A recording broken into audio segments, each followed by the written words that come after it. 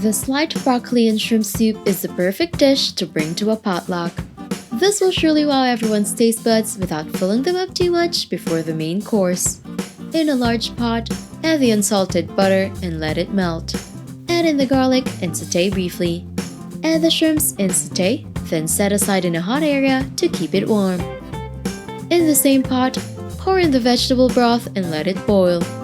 Add in the frozen broccoli and cook for roughly 5 minutes until tender. Add in the miso and ginger, then turn off or remove the large pot from the heat.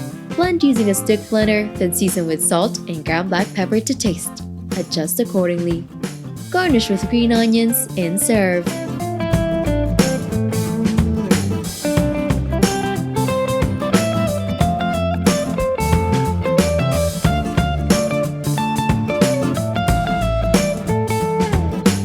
Don't forget to hit like, subscribe, and turn on that notification bell to catch more easy and tasty dishes to try at home.